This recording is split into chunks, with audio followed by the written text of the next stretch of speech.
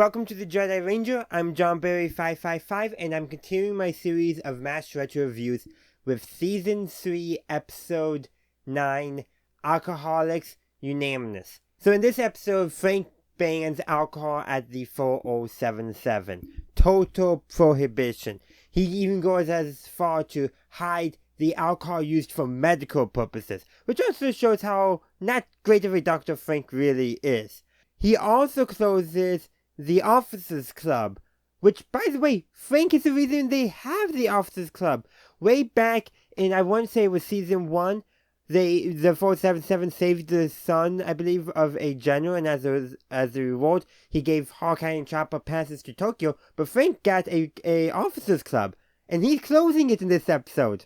Yeah, and most of the camp is not happy with Frank banning alcohol. Now, I will say, personally, yeah, you probably shouldn't be drinking alcohol, but I do understand that lots of people will drink alcohol as a coping mechanism, especially in war. Some way of trying to, not think about all the death and destruction around you.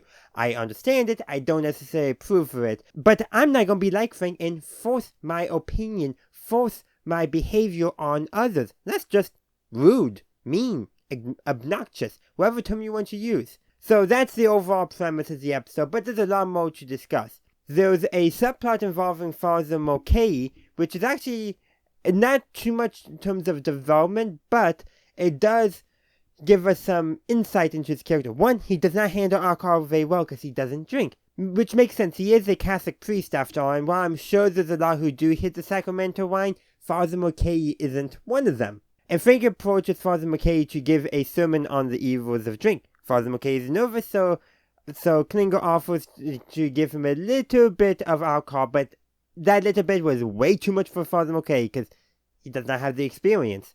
And he's unable to give his sermon, and then a scuffle breaks out, and then Margaret gives Frank some I think it was some brandy because Frank got basically injured in the scuffle and she was nursing him. And Hawkeye declares prohibition is over. The 18th Amendment has been repealed. And yeah. Just like the 18th Amendment in real life at the 477, nobody followed it except for the people enforcing it, and even then, it fell apart.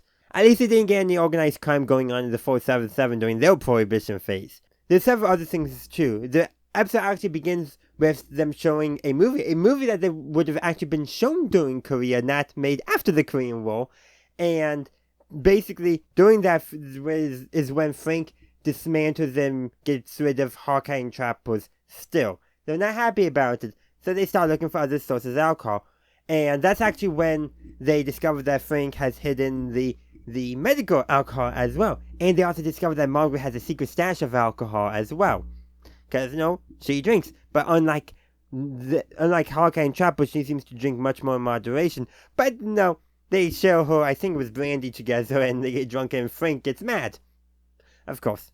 But also this shows that Margaret is not as strict in some ways as Frank, that she's much more understanding of why people drink, much more understanding that there's different forms of behavior, shows her a different character, and, she's willing to hang out and drink with Hawkeye and Trapper. I would say willing. The way they frame the scene leading up to it is a bit, I'm gonna go with icky. I presume that was just a bad filmmaking choice and not the intention of the story, but it could have gone either way. Especially because before that, they do a joke where Chopper basically says his wife is a bad driver and there is laugh track. I hate those jokes.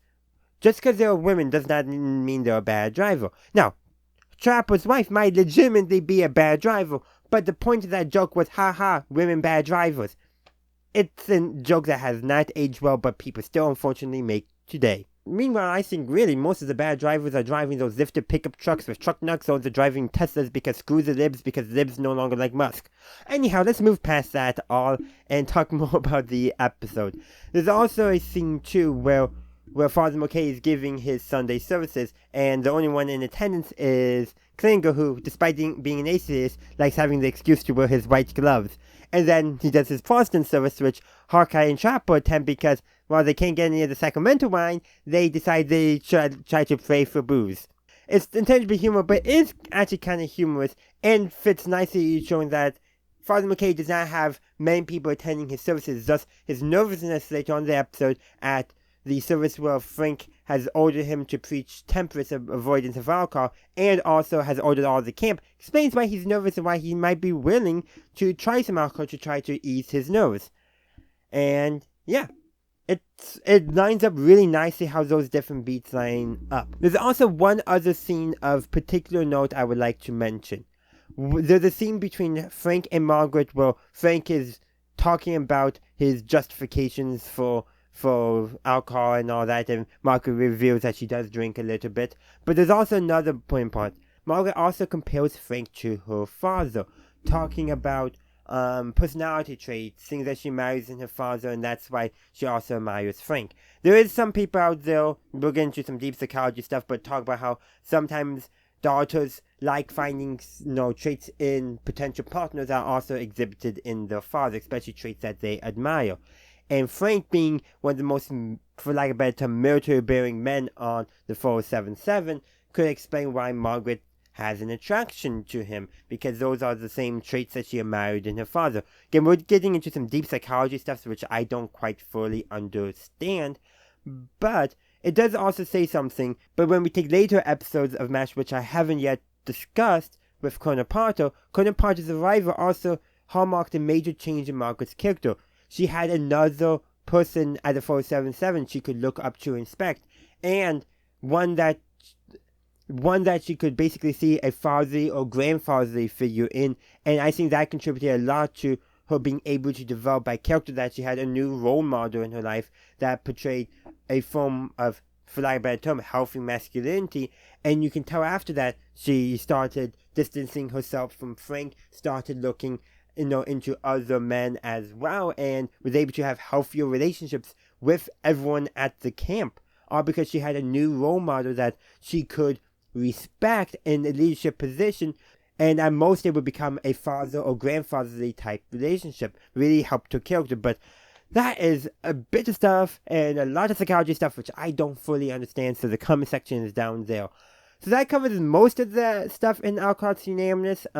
There's some other good bits here and there, including a bit where Frank is trying to get Radar to admit that the men don't like Frank. And while Radar does try to avoid answering, he does say, "Oh no, they don't like you, they just hate your guts." Which I think is just a good joke and how I really want to end the episode. Frank, we don't hate you, we just hate your guts. Anyhow, let me know your thoughts in the comment section down below. Thank you for watching my video. I do hope you enjoyed it. If you did, please be sure to give this video a like and share. Also, consider subscribing to my channel to stay up to date on all my latest content. In the meantime, thank you for watching, and as always, have a good day, a good night, wherever you are. May the force be with you, always.